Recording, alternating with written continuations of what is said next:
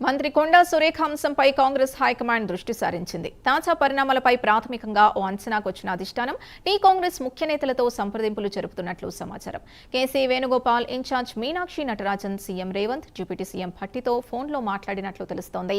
మరోవైపు భట్టి, మహేష్ గౌడ్, వేం నరేందర్ రెడ్డి, మల్లు రవి వరుసగా భేటీ అవుతూ తాజా పరిణామాలపై చర్చిస్తున్నారు.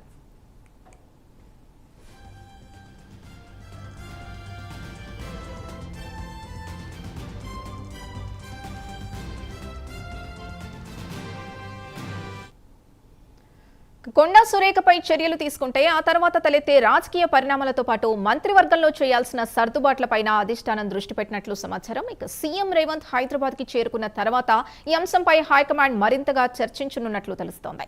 కొండా సురేఖపై చర్యలు తప్పవని టీపీసీసీ చీఫ్ పేర్కొంటుండగా ఆమె రాజీనామా చేయాల్సిందేనని మంత్రి అడ్లూరి అంటున్నారు. 27 మంది ఎమ్మెల్యేలు, ఎమ్మెల్సీలు కూడా కొండా సురేఖపై వేటు వేయాలని కోరుతున్నట్లు సమాచారం.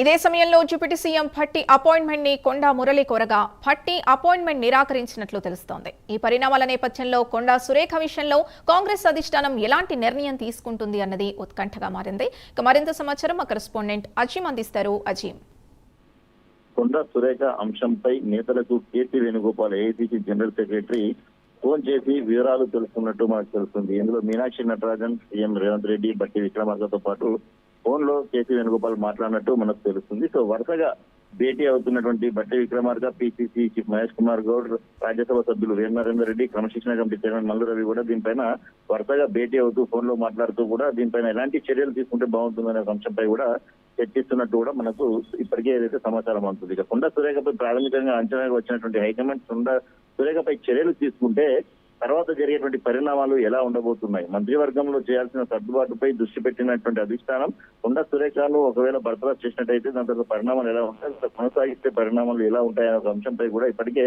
ఆరా తీస్తున్నట్టు కూడా మనకు తెలుస్తుంది. అయితే సీఎం రేవంత్ రెడ్డి విదేశీ పర్యటనలో ఉన్నటువంటి నేపథ్యంలో ఈ రోజు రాత్రికి సీఎం రేవంత్ రెడ్డి హైదరాబాద్ తిరిగి చేరుకుంటారు. సో చేరుకున్న తర్వాత హైకమాండ్ తో సీఎం రేవంత్ రెడ్డి చర్చలు జరిపిన తర్వాత కొండా సురేఖ అంశంపై ఒక ఏదైతే నిర్ణయం తీసుకునే అవకాశం కనిపిస్తుంది. ఇప్పటికే మనం చూసినట్లయితే కొండా సురేఖకు సపోర్ట్ చేసే ప్రసక్తే లేదు, చర్యలు తప్పవంటూ పిసిసి చీఫ్ మహేష్ కుమార్ గారు కూడా తన వ్యాఖ్యలు చేశారు.